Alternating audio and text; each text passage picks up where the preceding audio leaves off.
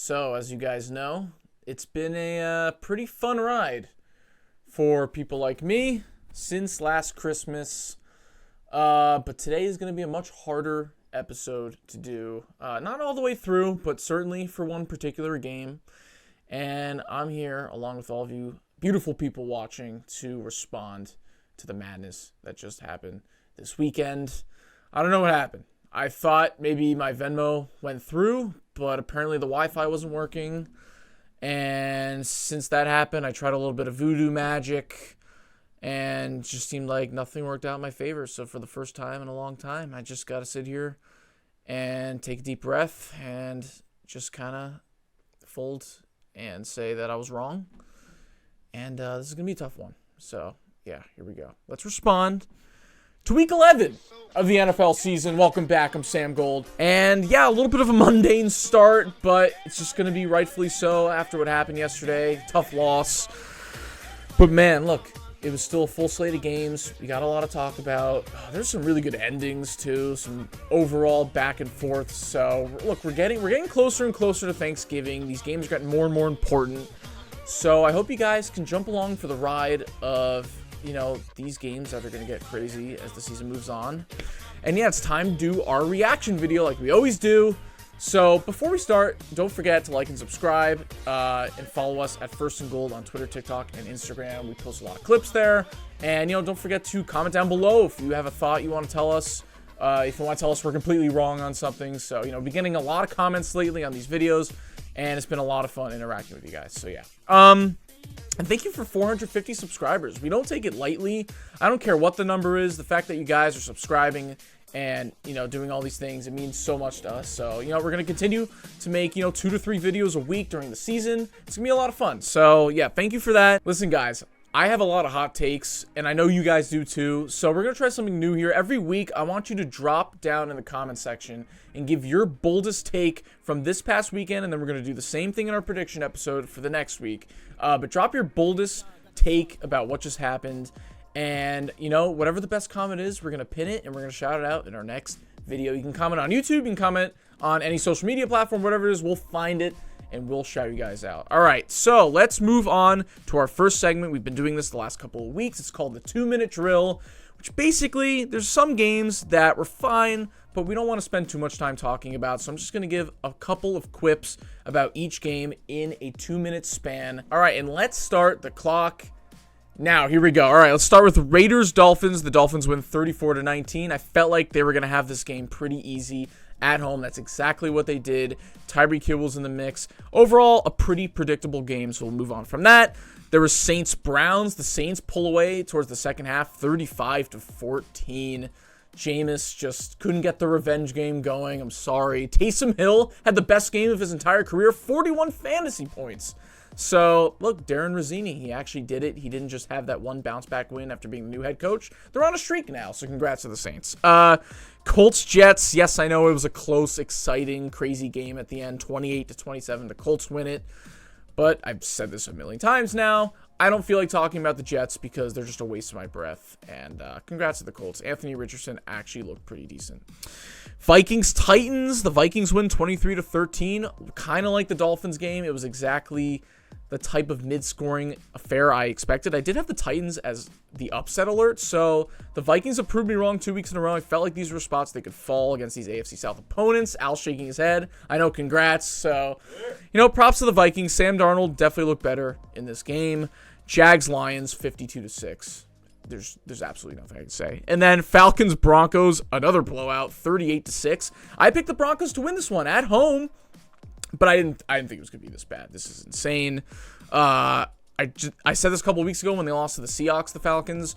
They have these weeks where they look really, really shaky, and sometimes I'm just not confident in them. Their offensive line, their defense has holes in different parts. So, props to the Broncos. Bo Nix, possibly the best rookie quarterback of this class, and possibly the best AFC West quarterback. I don't know.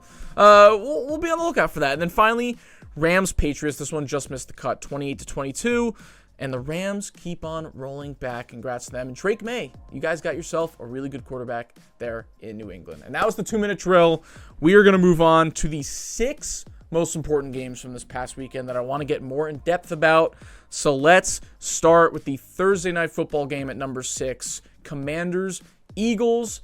The Eagles pull out another victory. They go to 8-2, which I believe is their 6th or 7th straight win, which is props to them. I got to give it up to them. Before we talk about the Commanders, I got to shout out somebody on TikTok. I don't know if he watches the YouTube channel yet, but shout out Mullet Daddy on TikTok. You guys go check him out. He's been, we've been back and forth a little bit on the platform. A small rivalry brewing here, but look, you've been clamoring for me to give the Eagles their props this entire season, and I'm about 85% of the way there now. So don't worry. They have a game against the Ravens coming up soon, where if they go in, and even if they lose, if it's a one-score game where they look very competitive, I'm going to be all the way back on the Eagles Super Bowl chances. It's too bad the Eagles don't play the 49ers or the Lions this year. I felt like those are two matchups I wanted to see them play against, especially the Lions. They haven't played against the Lions in a few years, so maybe we'll see in the playoffs. But I have to give them their props for now. They are certainly playing a lot better than I thought. Still don't like Nick Sirianni. I don't care. I mean, look, it works right now. The fact that they can just give it to Saquon, he can break a 60-yard touchdown at any point, and that's extremely scary. It's kind of the same thing with the Ravens. Like, Derrick Henry could just have one of those games, and there's absolutely no stopping them. And I want to talk about Jaden Daniels, because although I still think he's having a very good season, of course, as a rookie, I just don't know where my confidence level is at with him in this offense, especially after his rib injury. I really don't. Because you're looking at it now in this offense, and one of the biggest, he can make almost every throw in the book. He's proved that. But just with the rib injury, one of his major factors that people have to look out for is his running game. And he was 7 carries for 18 yards, and he just looks hesitant. And every time he gets tackled, you're kind of biting your lip, waiting for something else to happen, and you're getting scared. You can tell he's still shaken up. He's not as confident. I really do think it's affecting not only his ability to take off, but his throwing as well. And the timing seems a little bit off with the offense right now. They're definitely going to make the playoffs. I'm not doubting that, but I just don't want the season to go to waste if you're a Commanders fan. And it hasn't. There's already been so many great moments. But you got to just make sure, if you're going to get into the playoffs, make sure that Jaden Daniels is as healthy as humanly possible, because you guys still have it in you to win at least a playoff game. And now it's looking more and more like you're going to have a wild card spot. If you match up with a team like the Eagles, it's a division opponent, and those games are always tough. So if you could just try to get as healthy as possible by then and not put Jaden Daniels in the fire too much, I think you'll still be all right. But it's definitely something to keep an eye out. It looked a little shaky. All right. Props to the Eagles. They won. Let's move on to our 5th game. It's another divisional matchup that just happened yesterday. Seahawks, 49ers. Ended up being a great ending. I'm happy as a Chiefs fan. I'm always rooting against the Niners, even though technically we have their number, but I still don't like them. Anyways, Seahawks-Niners. The Seahawks won 20-17. Everybody, if you saw the game, it was Geno Smith, of all people, taking off for like a 20-yard run to win the game. So all the Geno doubters out there, I guess you could be quiet for another week. And now you're looking at the 49ers, and they're last in their division in week 11. I mean, Thanksgiving's next week. Christian McCaffrey's yet to have a touchdown. Brock Purdy had under 200 yards in this game, had a turnover. George Kittle was hurt, yes, so that's a big loss. But, man, they usually don't lose to the Seahawks, especially at home. So this was a pretty shocking ending. Almost similar to how the 49ers beat the Bucs last week, where it was this mid-scoring affair where I wasn't overly impressed with either team in general. But the Seahawks just found a way at the end. And sometimes you don't know what you're going to get with Geno Smith, especially in these division matchups against the 49ers defense. So the fact that he was able to go in there when it absolutely mattered most, your season, I know the division's close, but I think most people can agree with me that the Seahawks season was on the line. Maybe not mathematically, but just pure confidence. After starting 3-0 and you're going to be 4-6, really? Come on. It's just fun to see a team like that get upset and just to have a moment like that. And to see a team that really has potential still in the Seahawks to bounce back a little bit. So, yeah. All right. And look, I know I didn't talk too much about the 49ers' flaws itself. It's still because I'm not that worried in general. But look, if they're going to keep having these types of games, we're going to have a deep conversation about the 49ers, especially now that Christian McCaffrey's back, because there's still some issues for sure. But we'll move on for now. It's still week 11. Let's talk about a complete doozy of a game. I mean, it was a great game itself, but the reason I'm rolling my eyes is because my dad's a Bengals fan. It's Chargers-Bengals, Sunday Night Football. The Chargers win it 34-27. And when I tell you, there's been plenty of games throughout my life that I've watched with my dad, and it was the Bengals, where I just saw the life completely get sucked out of him. I don't mean to laugh, it's not funny, but the Steelers-Bengals playoff game from 2015 is a great example. And I've just never seen him immediately turn off the TV, go up to bed, not say a word. And you could just tell the wear and tear this Bengals team has had on him, and I'm sure every Bengals fan this season, and Joe Burrow and the offense, honestly, because it's not their fault. It's had so much wear and tear, and this was the final straw, and it feels like every week is the final straw, and every week their season's on the line, and there's always something, there's always some bullshit that their defense pulls off to fuck up their entire season, and this was just another one of those games, and he didn't even see the end of the game. This is what I was about to get to. My dad was so over the entire season, and he was past the point of even yelling at the TV or getting mad. He just had a 1,000-mile stare, went right up to bed at halftime. Right up to bed at halftime. And all the games I've watched him this season so far, I try to keep positive and say, look, the Bengals will find a way. They're talented enough. Joe Burrow's going to do it. It'll be okay even if it seems rough right now. Yesterday, I couldn't even say anything. There's nothing I could say at this point. They're 4-7. And it's not even half these people's fault. It's the coaching and the defense. It was baffling. It was the reverse of the Ravens game last week, where instead of the Bengals being up at halftime and then blowing it, they actually give their fans hope this time with a great comeback. They stopped the Chargers multiple times late in the fourth quarter. I mean, Justin Herbert was throwing absolute dimes. I looked at the stat line. He actually ended under 50% completion in this game because of how good the Bengals defense was playing at points in the second half. I mean, you want to talk about chokers. Evan McPherson, too. Not only the defense, because they had some good moments in the fourth quarter. Evan McPherson, it's kind of like Justin Tucker. He's having a Justin Tucker arc, except he's like 15 years younger. And he only had 1 or 2 good seasons as a kicker. Because Evan McPherson is an issue. He missed multiple kicks in this game. He's not clutch anymore. I'm just baffled at how they're finding ways to lose at this point. Why even give Bengals fans any hope anymore? Seriously. This is coming from a Chiefs fan. I should hate them. But like, it's insane to watch week after week. I don't know how people deal with this. And props to Bengals fans, honestly. And that's coming from me. And Justin Herbert just looks like he's having so much fun on the Chargers right now. And Jim Harbaugh, if you haven't seen it, go look at his mic'd ups on YouTube. One of the most fun coaches to follow and listen to. He's a breath of fresh air, honestly, for that organization and the NFL. He's great. Man, I don't even know what to say anymore. Joe Burrow, if he didn't just get paid, there would be a chance he would walk off the fucking team right now. Jamar Chase hasn't been paid yet. Who knows what's going to happen? Seriously. I don't blame them for this fucking poverty franchise. And they're my rival. Crazy. Anyways, let's move on. We got 3 more games left. Another one where it's just like, how do you even get yourself up on Sundays to be a fan of this team anymore? It's the Bears against the Packers. Same old Bears. The Bears always suck against the Packers. They are 15-51 against the Packers head-to-head since Brett Favre became the quarterback. Since Brett Favre became the quarterback, I just said. Yeah, you heard that right. 15 wins. I'm pretty sure the Chiefs almost won 15 straight against the Broncos in the last 8 years since I was a freshman in high school. I'm almost 24. So I don't even know how Bears fans look at this loss and just, how did you go to sleep? Somebody comment down below. How did you go to sleep last night? I don't know. Just 20-19. I didn't even say the final score. The Packers. I didn't even say how the Bears lost. I'm just ranting. If you didn't watch the game, which I am so glad this is the way they lost as a Chiefs fan. It was a blocked field goal at the end.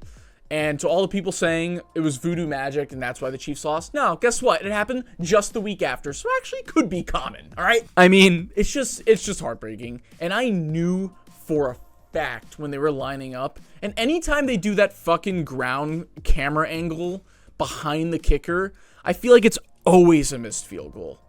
And I was like, man, that would be pretty funny if it was a double doink again. But genuinely, I was like, there's a 70% chance this isn't going in because it's the Bears and it's Chicago and it's against the Packers. But to have it end like that, and like you couldn't even tell from that angle like how it got blocked or like where the ball even went. You just like, the ball just disappeared and you're like, what the fuck just happened? And the worst part is that Caleb Williams drove them down the field to do this, and he actually had a good game after 3 horrible offensive performances, and they still couldn't win against a rival, which would have been such a monkey off their back in a great performance. And now the Packers are sitting here, always owning them, and I feel bad for Bears fans. I really do. And this is the second time Caleb Williams in his career now, in his rookie season, have led them on 2 game-winning drives where they didn't win, if that even makes sense. He put them in position to win, and then a Hail Mary happened and a blocked field goal. So I don't get it. I don't really even feel like talking about the Packers, honestly, because this was just so baffling how this happens all the time to the Bears. And just a lot of tough losses. This is a negative, not a negative, but it's a very reactive video. And look, that's what you get with football. You get all of the roller coaster of emotions. It's a lot of fun. All right, before we get to the obvious game we got to talk about, we have probably the most hyped game besides the Chiefs-Bills this weekend, Steelers-Ravens. It always lives up to the hype, just like Chiefs-Bills does. And it's always a weird, low-scoring defensive game, which I went back and watched my clip. I don't remember doing the score. I don't know why I picked it to be 30-24. 18-16 was the final score, the most obvious Steelers-Ravens score of all time. And the Steelers pull it out at home. They're getting one step closer to winning their division, which is crazy. They're 8-2. And now the Ravens just suffered their 4th loss of the season. And look, on the Ravens side first, Lamar Jackson is incredible against pretty much every team in the NFL except the Chiefs and the Steelers. He's 1-4 against the Steelers. His one win, I believe, came in 2019, his MVP season against Duck Hodges. So, like, does that even really count? I don't know. So there's just something, you know, you can go look at the statistics and everything, but if you actually just go back and watch the game yourself, it's the eye test of that.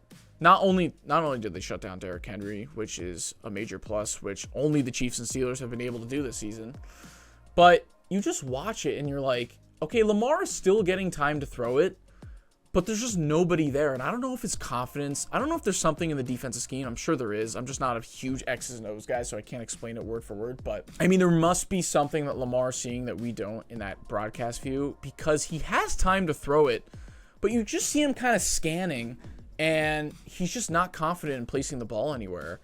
And it just ends up not being any big... There's no big plays, and the Steelers just have their number every single time. And look, they actually could have won this game decently, but just like Evan McPherson, I mentioned him earlier, Justin Tucker is washed. I don't think that's that bold to say it right now. I think he's probably got to retire soon. I don't know if he's dealing with a lingering injury, but he missed, 2 kicks in this game as well. That's huge. You only lost by 2, so. And then you want to go back to the final play before we get to the Steelers. They had a 2-point conversion. And this reminds me so much of how the Ravens played the Chiefs last year in the playoffs. It's the coaching where when they have these tough performances and they feel like they've been figured out by the other opposing defense, they just make these mind-boggling decisions where Derrick Henry wasn't even on the field for your final 2-point conversion play. And I hate the play where a quarterback automatically picks one side and rolls out immediately, and then you have limited options. I don't get why they do that all the time. And there was complete miscommunications between the wide receivers. People were bumping into each other.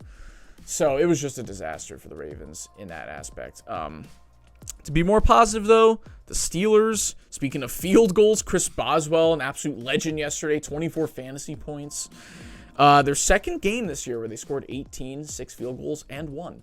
So that's kind of weird. Such a Pittsburgh thing. Such a Steelers stat. But look, I mean, Russell Wilson didn't have his best game. He missed Darnell Washington in the end zone. He had a couple moments here and there. They actually brought Justin Fields in for a couple plays where he took off and ran. It was more of a defensive game for them, but they were moving the ball down the field enough to get points that just wasn't touchdowns. I think overall, you still look at it and the fact that you can get this tough win at home.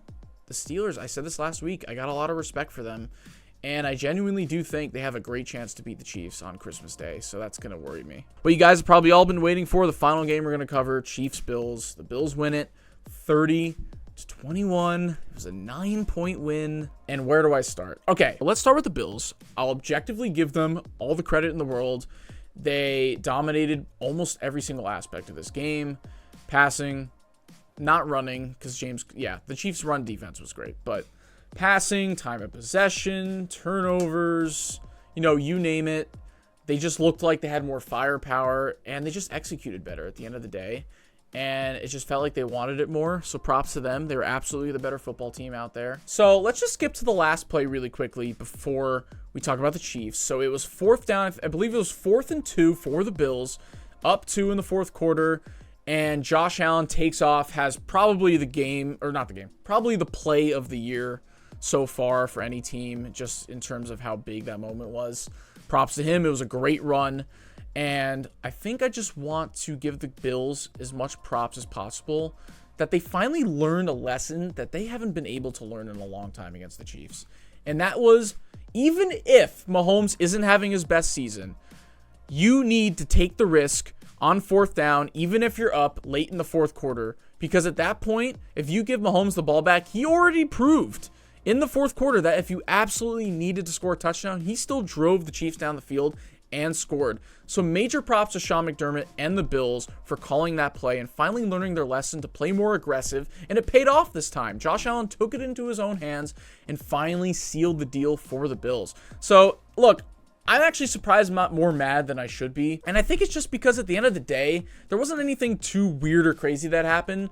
It's just the Bills out-executed them, they outperformed them, and look, you just got to give them credit. Like, I'm not that angry. Obviously, I would have rather won, of course, but Josh Allen is playing like an MVP like Patrick Mahomes did, and he's making their wide receiver core, which may look weaker on paper, he's making them look better than last year.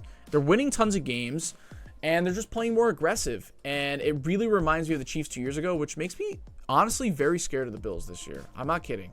I think the Bills, if there's any year since I would say 2021 was the last time that they had this good of a chance of beating the Chiefs in the playoffs, I think this could be the year for the Bills. I do mean it. I hate to say it. I think last year our defense was just too good. And then 2 years ago, we just ended up playing each other. 2020, I still feel like the Chiefs are the better team. So yeah, this year and 2021 are very close to each other. I think it's really a coin toss if these teams meet up in the playoffs. And all right, let's talk about the Chiefs really quick before we're done with this video. They were exposed on several different parts this week for sure. It's an issue that Jalen Watson got hurt, because now we're really starting to see how thin and not as talented our secondary is. I don't like our cornerback room right now. I know Trent McDuffie's great, and he played good, but Najee Johnson is one of the worst corners I've ever seen in my life. I don't care. He was horrific. Shamari Connor, yes, he had a couple of really good plays. He had the interception, but very inconsistent. I don't trust him at all. Joshua Williams, I thought he was going to take a step up this season. He's not doing it for me either. So I am concerned that we didn't go out and get a cornerback by the trade deadline. And luckily, we do get Charles Omenihu back. That'll help the pass rush, because another guy that just didn't do anything yesterday was Chris Jones. Like, it just felt like they locked him up completely. Props to the Bills. There were certain players on our team, Travis Kelce, Chris Jones, DeAndre Hopkins, that Kareem Hunt, when we needed them the most, they just didn't execute as good as we thought they were going to do. Patrick Mahomes had 2 interceptions. I mean, there's points now. And look, I will still defend Patrick Mahomes, because why the fuck wouldn't I? He's led my team to 10 billion amazing moments in my lifetime in 23 years. So I'm never going to doubt him at the end of the day. And he still proved in moments that if he needed to go down and score a touchdown, they could score a touchdown. He had 3 touchdown passes. So once again, half the time it feels like Worthy's fucking up. And then I would even go out and say yesterday, even though, yes, Worthy did have a chance to drag his feet on that big catch, Patrick Mahomes just didn't throw it accurately at all. And I actually have been saying this to people that know me. People that know me know I've been saying this for a while. Since Tyreek Hill left, Patrick Mahomes' deep ball, it's not great. Like, I'll be objective about it. He just doesn't throw it that accurately. Look, at some point you had to lose. And I didn't think we were going to go undefeated anyways. It's fine. We still have the bigger picture, of course, in a three-peat. So I just hope the best thing that can happen from this, first of all, we got healthy. That's good. We're getting healthier. Nobody got out of here with a major injury, so that's great. But I think the major thing we got to take away from this is the lessons learned about how to deal with a team like this that has this much firepower and this much want to beat a team like us, because I just felt like the Bills really wanted it more. Now, look, the Bills have beaten the Chiefs the last 4 regular seasons. So this is not something that's like totally out of this world. But if you're looking at our schedule, most people are picking the Bills as one of our losses in Buffalo. So we have the Raiders and Panthers coming up. Those hopefully are 2 easy wins. We'll see. But yeah, it was tough to watch, and I just got to give the Bills props. They were the better team. So yeah, there you go. That was pretty wild for some of those teams. I got pretty heated in the middle there. But anyways, yeah, like I said earlier in the video, if you guys want to comment a bold take from this past weekend, we'll definitely take a look at it, and our best comment will get pinned and we'll shout you guys out. Probably a day or 2 after this airs is going to be our week 12 predictions. So yep, thank you guys for watching, and we'll see you next time. Goodbye.